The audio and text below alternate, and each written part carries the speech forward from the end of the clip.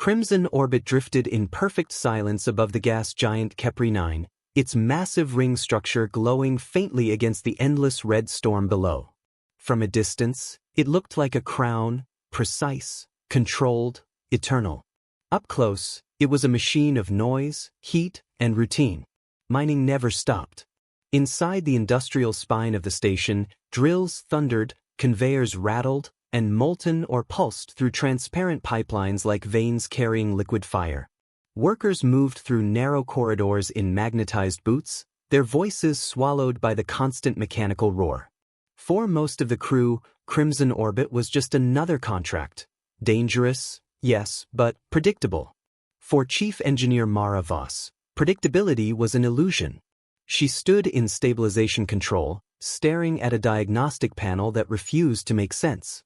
Numbers flickered in neat columns, all within acceptable thresholds. No warnings. No errors. And yet, a wrench rolled slowly across the metal floor behind her. Mara didn't turn immediately. She watched it in the reflection of the console glass. A smooth, deliberate movement, as if guided rather than accidental. Only when it stopped at the far wall did she speak. "That's not drift," she said quietly. Technician Ilya glanced up from his station. "What?" Mara turned, pointing at the wrench. "Station rotation is off. Not much, maybe a fraction of a degree. But enough to move unsecured mass." Ilya frowned. "Stabilizers are green across the board." "I know." She stepped toward the main display, pulling up rotational telemetry. The numbers were clean. Too clean. Perfect symmetry, no fluctuation, no noise. Real systems didn't behave like that. "They're compensating," she muttered. "For what?" Mara hesitated. That was the problem. There's nothing to compensate for. Commander Elias Hale didn't like being called down to engineering for feelings. He stood with his arms crossed, posture rigid, his uniform immaculate despite the station's grime. "Engineer Voss," he said, voice calm but edged with impatience, "your report says there's a rotational anomaly. Your data says otherwise." Mara didn't flinch. "Because the system is correcting it faster than it should be able to. That's what it's designed to do." "Not like this," she replied. "There's no source input. It's reacting to something that isn't being recorded." Hale sighed. "Or you're misinterpreting normal variants." Mara stepped closer, lowering her voice. "Commander, I've worked orbital rigs for 12 years. Systems drift. They oscillate. They don't hide it." "Hiding implies intent," Hale said sharply. "Exactly." Silence settled between them. Finally, Hale shook his head. "Run a full diagnostic cycle. If something's wrong, it'll show." "It won't," Mara said under her breath.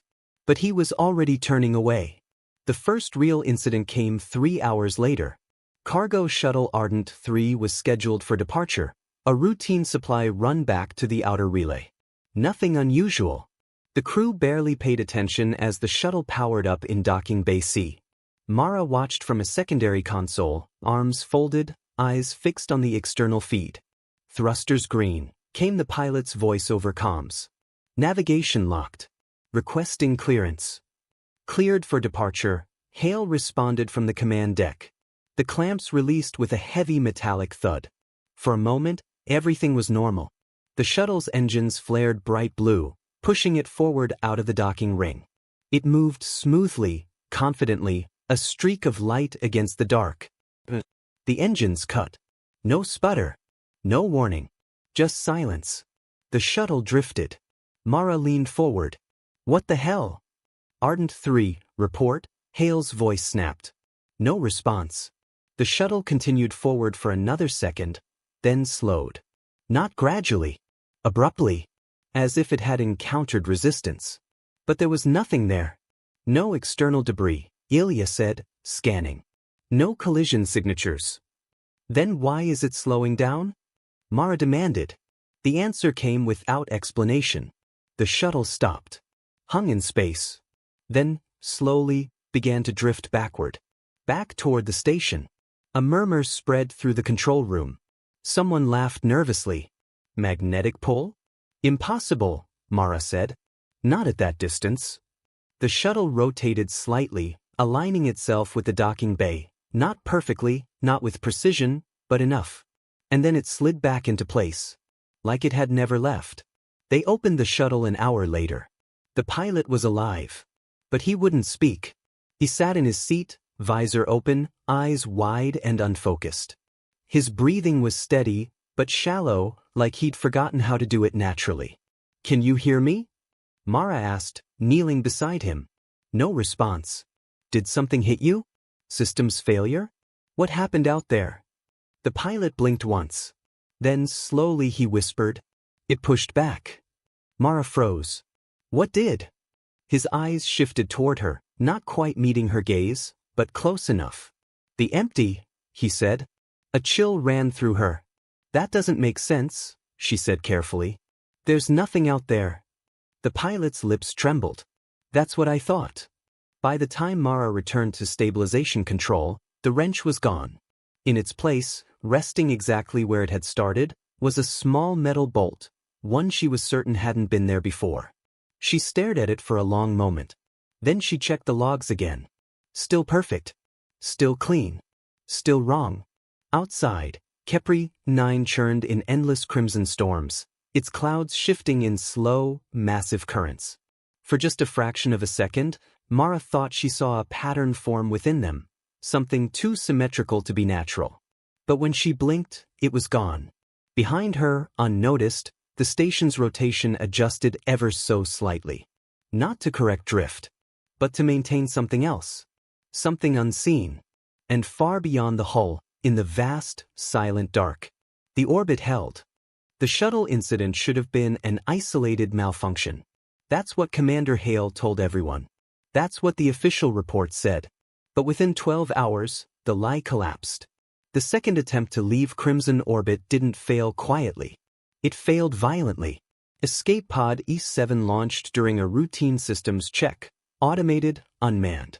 Mara had authorized it herself, overriding Hale's hesitation. "If something's wrong, we test it," she had said. Now she stood in control, watching the feed with a tightening chest. "Pod systems nominal," Ilya reported. "Power stable. Guidance active." "Release clamps," Mara ordered. The pod detached smoothly, drifting clear of the station before igniting its thrusters. For a moment, it worked. The pod accelerated cleanly, its telemetry streaming back perfectly. Distance, increasing. Velocity, stable. Mara exhaled slowly. Then the numbers stopped changing. "Why is distance frozen?" Ilya asked. "It's still moving," someone else said. "Look, velocity hasn't dropped." They were right. The pod was still accelerating. But it wasn't getting any farther away. Mara felt something cold settle in her stomach. Switch to external visual. The main screen flickered, then resolved into a distant view of the pod. A small, bright shape against the black. It was moving. Thrusters blazing. And yet, it wasn't leaving. The stars behind it didn't shift. The station's silhouette remained fixed in the frame. "Zoom," Mara said. The image magnified. The pod's engines flared brighter, pushing harder. Still no change. No, that's not possible," Ilya whispered. "It's like it's running on a treadmill," someone muttered. Mara shook her head. "No, that would imply a physical force. There's nothing there." "Then what's stopping it?" She didn't answer. Because she didn't know. Commander Hale arrived moments later, his expression already darkening as he took in the frozen telemetry. "Explain." Mara gestured to the screen. "It's not a propulsion issue. The pod is generating thrust. It's just not gaining distance." "That's impossible." "Yes," she said flatly. "It is." Hale turned to the comms officer. "Recall it." "We're trying," the officer replied.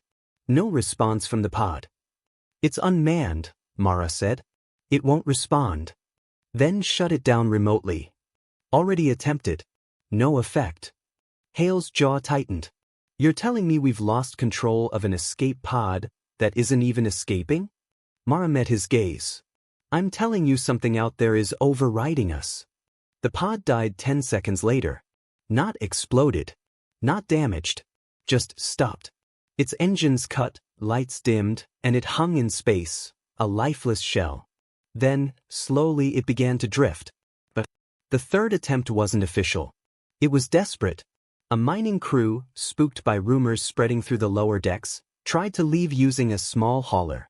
They bypassed command authorization, forcing a manual launch sequence.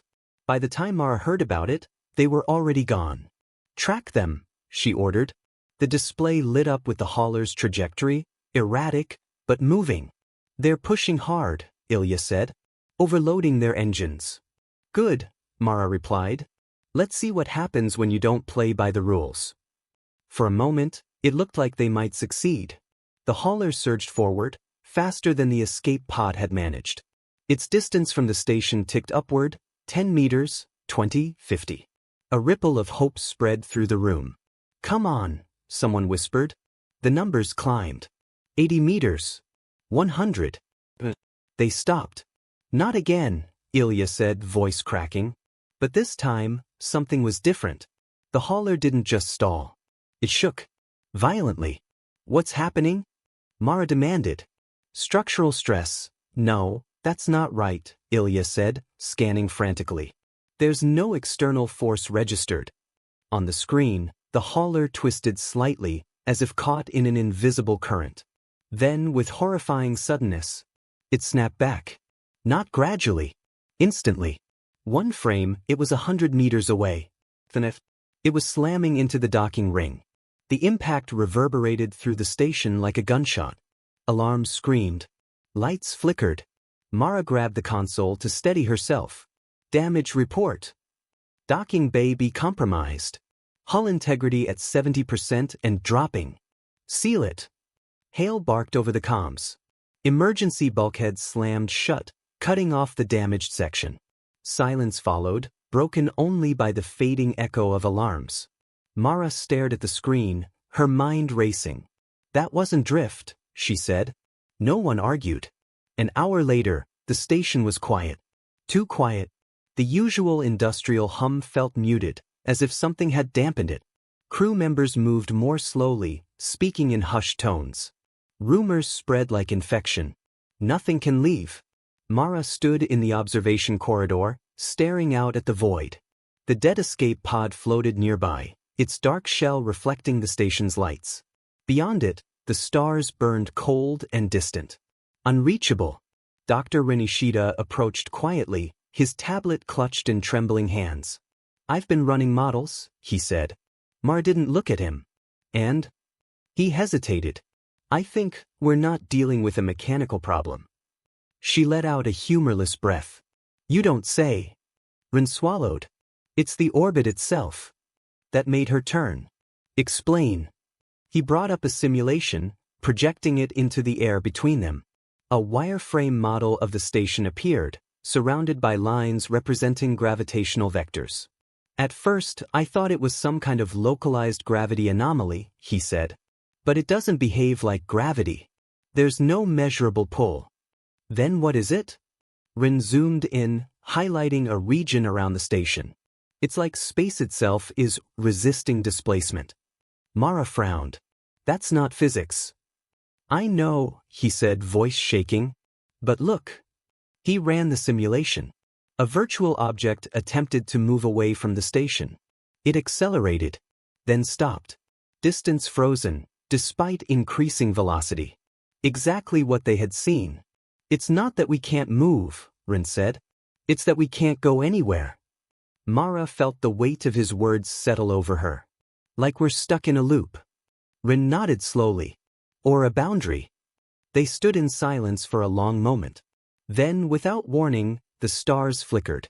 Just once. A subtle dimming, like a blink. Mara stiffened. "Did you see that?" Rin nodded, pale. "That's not possible either." "No," she said quietly. "It isn't." Far below them, the crimson clouds of Kepri 9 churned. And for the briefest instant, something shifted within them. A pattern too precise, too deliberate to be natural. Gone as quickly as it appeared. Mara stared into the storm, her reflection faint against the glass. "We're not trapped by the station," she said. Rin didn't respond. Because they both understood now. The station wasn't the cage. The orbit was. And whatever controlled it was watching. The first person to hear it wasn't even awake. Maintenance worker Joran Malik was found standing barefoot in corridor 12, eyes closed, palms pressed flat against the cold metal wall. His lips moved silently, as if repeating something only he could hear. At first, they thought it was sleepwalking. Until the others started doing it too. "It's not sound," Dr. Renishita said, pacing the lab with restless energy. "At least not in the conventional sense. There's no frequency we can isolate, no waveform we can map." Mara leaned against the console, arms crossed. "But people are reacting to something." "Yes," Ren said. "They're perceiving it. Just not through their ears." "Then how?" Ren hesitated. "I think it's being transmitted through the station itself." Mara frowned. "That doesn't make sense." "No," he agreed. "But neither does anything else right now." He tapped his tablet, pulling up a series of neurological scans. "Look at this." Mara stepped closer. The scans showed unusual activity in the brain, not chaotic, not damaged, but synchronized. Patterns repeating across different individuals, like echoes of the same signal. "They're all dreaming the same thing," Rin said quietly. Mara didn't believe in shared dreams. Until she had one. She was falling. Not fast, slowly, endlessly, like sinking through thick air. Above her, there was no sky. Below her, no ground. Just red. A vast, shifting red that moved like clouds but felt alive. She tried to move, but her body didn't respond. Tried to speak, but there was no sound. Then she felt it. Not a voice. Not words. Something deeper, a presence pressing against her thoughts, vast and incomprehensible. And yet, somehow, simple. A single intent, clear and undeniable. Mara woke with a sharp gasp, her hands gripping the edge of her bunk so tightly her knuckles turned white. For a moment, she didn't move. Didn't breathe. The feeling lingered, not fear, not pain, something heavier. Like gravity, but inside her head. She forced herself to stand. "I'm not staying," she whispered. But the words felt wrong. Like they didn't belong. The station had changed overnight. Not visibly. Not in ways you could point to and say there. But everyone felt it. The air seemed thicker. The lights dimmed just slightly, as if conserving energy no one had ordered it to conserve. Sounds carried differently, footsteps echoing longer than they should, voices overlapping by a fraction of a second. And then there were the systems.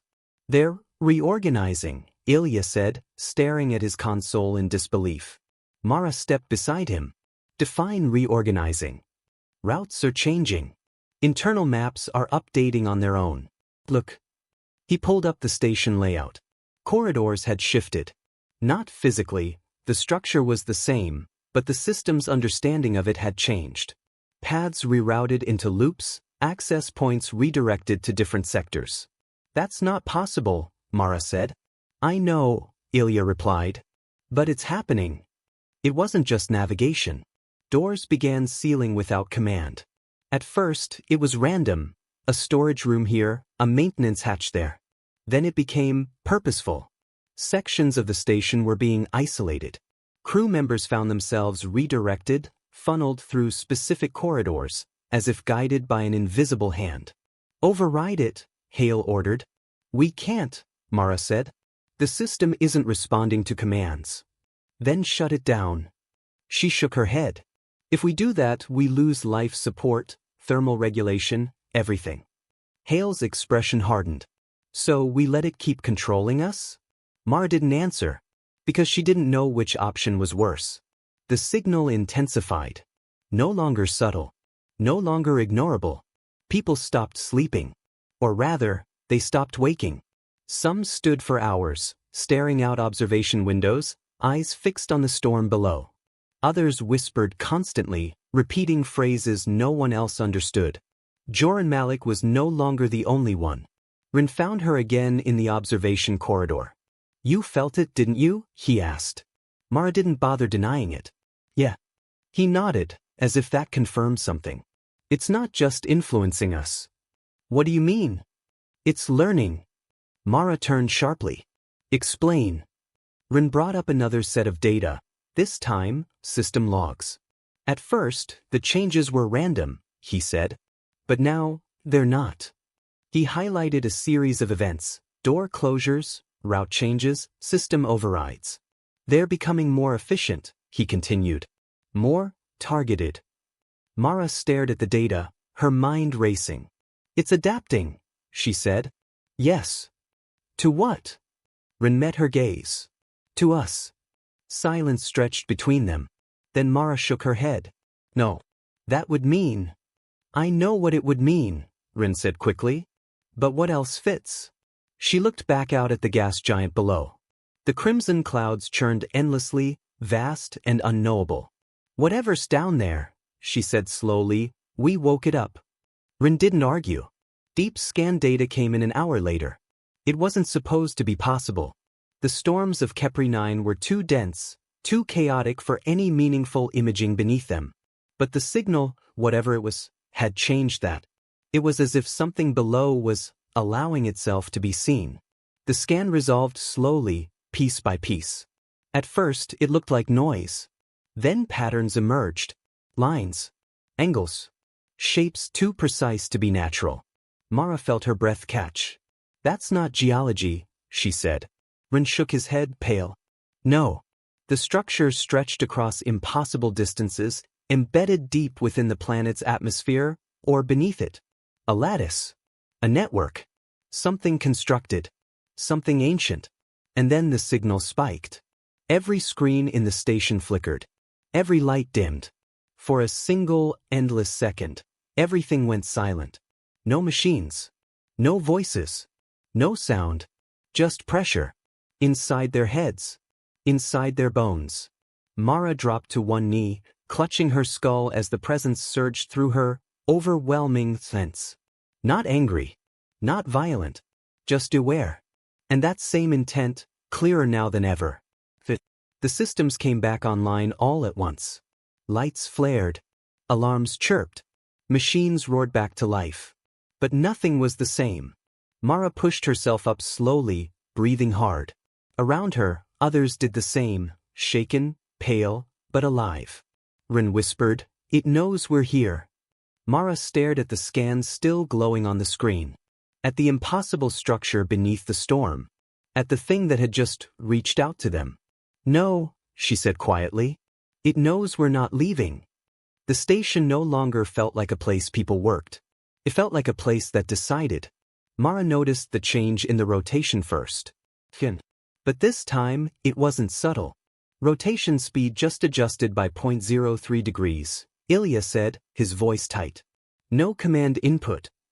Mara was already at the console, pulling up the telemetry. The numbers weren't clean anymore. They were intentional. Micro-adjustments, layered over each other, forming a pattern too precise to be error. "What is it doing?" Ilya whispered. Mara didn't answer immediately. She switched to external trajectory mapping. A series of projected escape paths appeared on the screen, dozens of potential vectors a ship could take to break free of orbit. Then the system updated. Every path shifted. Each one curving, bending, rerouting. Until they all ended the same way. Back at the station. "It's correcting for us," Mara said slowly. Ilya looked at her. "Correcting? Every possible escape route," she said. "It's adjusting the station's position just enough to make them fail."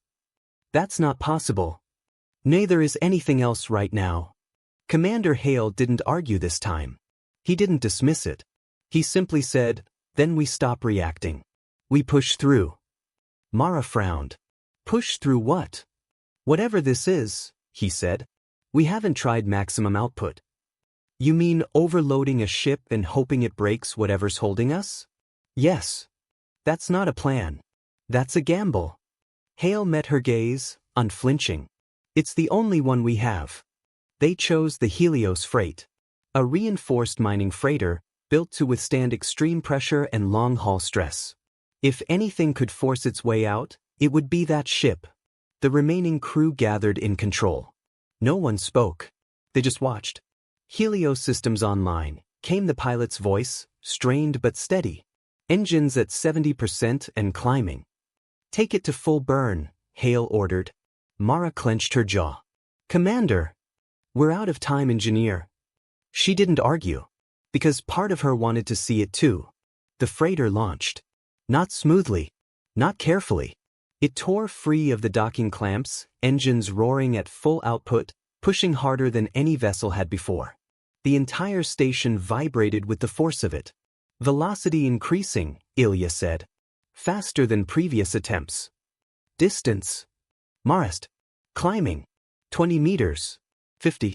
100. Hope flickered. Against all reason, it flickered. Keep pushing, Hale said. The freighter surged forward, its engines blazing white-hot. 200 meters. 300. The stars began to shift behind it. For the first time since this started, something was changing.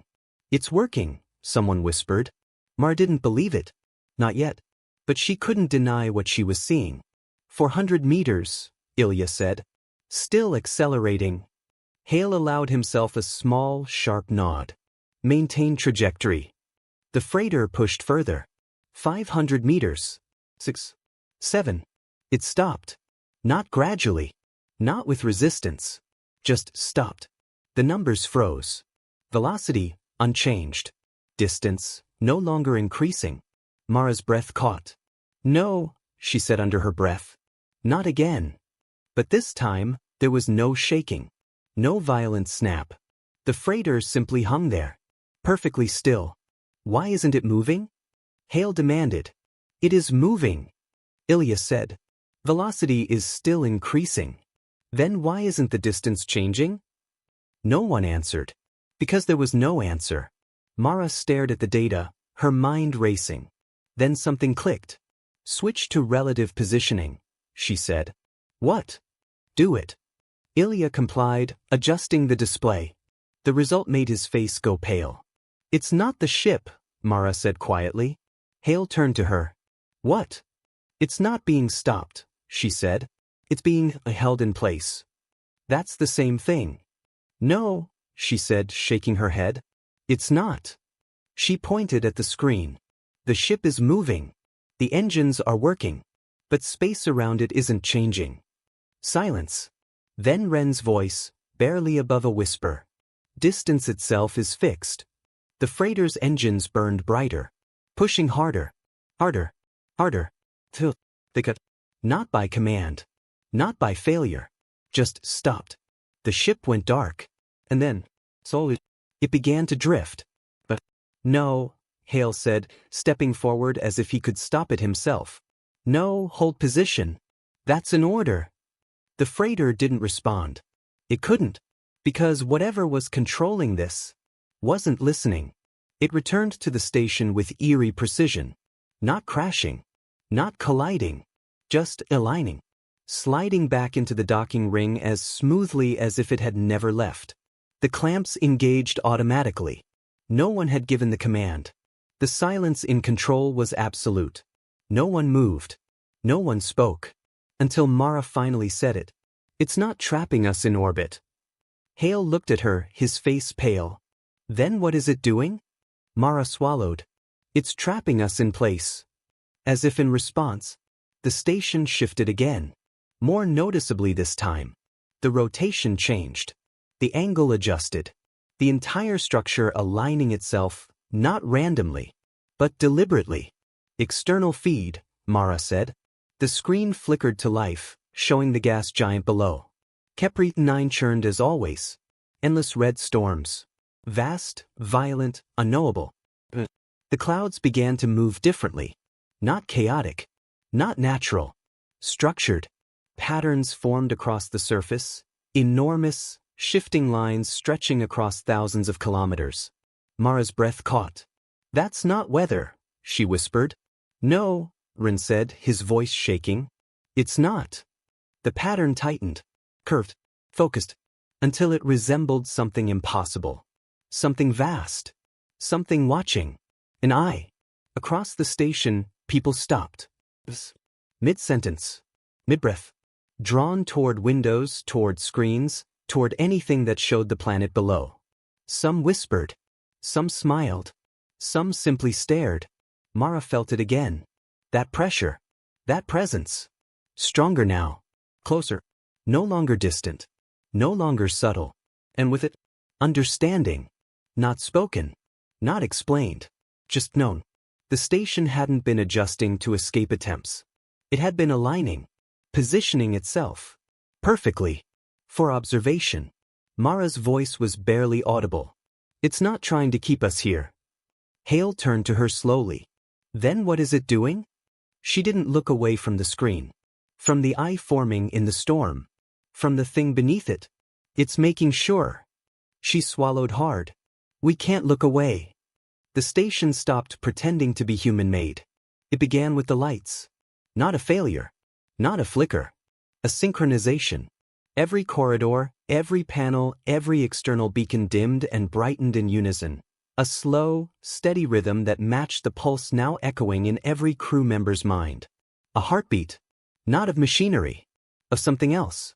Mara stood in engineering, gripping the edge of the central console as the light washed over her again and again. Dum, bright, dum, bright. Each pulse pressed deeper into her thoughts, making it harder to remember where her own mind ended and something else began. Fight it, she whispered to herself, but even that felt rehearsed.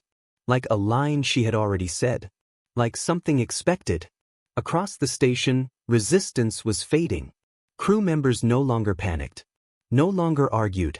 They moved calmly now, deliberately, as if guided by an invisible instruction set. Some gathered at observation decks. Others stood in silent rows along corridors, facing outward walls, palms pressed flat against the metal, just like Joran had been. Only now it wasn't strange. It was correct. Rin found her again. Or maybe he had been following her. Or maybe the station had led him there. It was getting hard to tell. It's reaching a stable phase, he said, voice distant but steady. Mara turned slowly. Stable? He nodded. The signal, it's not increasing anymore. It's consistent. Like it's done changing us. Rin didn't answer immediately, because they both knew what that implied. Mara forced herself to move, pushing past him into the control core. The main displays were no longer showing standard system data. They showed the planet. Only the planet. Kepri 9 filled every screen, its vast crimson storms no longer chaotic, but ordered. Structured. Alive. The eye was fully formed now. Not metaphorically. Not suggestively. But unmistakably. A colossal pattern stretching across the atmosphere, focused directly on the station. Watching. It sees us, Mara said. Rin shook his head. No, he said quietly. It always did. The logs confirmed it. Hours of data. Weeks. Subtle anomalies stretching back to the moment the station had first entered orbit. Tiny corrections. Minor system adjustments. Unnoticed. Ignored. Until now. Mara scrolled through them, her breath slowing, her thoughts sharpening in a strange, detached clarity. It let us come here, she said. Rin nodded. Yes. Why? He hesitated. But I don't think it hunts. Mara looked at him. I think it waits. The realization settled over her like gravity. Heavy. Inevitable. Unavoidable. The station hadn't been trapped after arrival. It had been accepted. Allowed into a specific position. A precise distance. A perfect orbit. A boundary. Mara's hands moved over the console, pulling up deep scan data one last time. The structure beneath the storm resolved again, clearer now, as if whatever obscured it before no longer mattered. It wasn't just a lattice. It was a network. Vast beyond comprehension. Layered. Interconnected. And at its center, something singular. Something immense. Her vision blurred. Not from fear. From understanding. This isn't a prison, she whispered. Rin didn't respond. Because he already knew. It's a marker. The word echoed in the silence. Not spoken aloud. But felt. Recognized. A marker. A point of reference. A warning. Or perhaps a boundary between states. Between places. Between realities. Mara's console flickered. Then stabilized. A new interface appeared, one she had never seen before. Not designed. Not programmed. The symbols filled the screen. Not language. Not code. But something her mind almost understood. Almost. Her hand moved without permission. Or maybe with a different kind of permission. She touched the interface. And everything changed. For a moment, she saw it. Not the station. Not the planet. Not the orbit. But what lay beyond. The stars weren't distant points of light. They were obscured. Hidden behind something vast and layered, like a veil stretched across reality itself. And wasn't a planet. It was an anchor. A fixed point holding something in place. Something that didn't belong to space as they understood it. Something that existed through it. Mara gasped, stumbling back. The vision shattered. The station returned. The screens returned. But the understanding didn't fade. It's not keeping us in, she said, her voice trembling. Rin stepped closer. Then what is it doing? She looked at him. Really looked. As if seeing him from a distance. As if he were already gone. It's making sure, she said slowly. Nothing gets out. Silence. Heavy. Absolute. Outside, the eye shifted. Not blinking. Not closing. Just adjusting. Focusing. The station lights pulsed again. Dum, bright, dum, bright. And then, they stopped. For the first time since it began. Stillness. Every system froze. Every sound vanished. Every movement halted. Mara felt it then. Not pressure. Not presence. Tension. Direct. Undivided. On her. On all of them. On the station itself. A final understanding pressed into her mind. Simple. Unmistakable. They had been observed. Measured. Understood. And now, they were no longer needed. Mara staggered toward the central console, her hands shaking as she activated the emergency recorder. A red light blinked on. Still independent. Still hers. For now. She spoke quickly, forcing the words out before they could be taken from her. Crimson Orbit is not a mining station anymore, she said. It's a boundary marker. Whatever is beneath Kepri 9, it doesn't let anything leave once it's aware of it. Her voice faltered, but she kept going. If this transmission reaches anyone, do not approach. Do not enter orbit. There is no escape once you're seen. Behind her, the station began to dim. Not pulse. Not flicker. Fade. The eye below expanded. The patterns shifting, widening, stretching beyond the visible storm. Beyond the planet. The stars began to disappear. Not exploding. Not dying. Just vanishing behind something vast. Mara closed her eyes. For a moment, she considered fighting. Running. Screaming. But there was nowhere to go. Nothing to fight. Nothing to escape. Only the orbit. Only the boundary. Only the thing that waited. The recorder light flickered. Then died. And in the silence that followed, Crimson Orbit remained. Perfectly still. Perfectly placed. A warning hanging in space. Forever.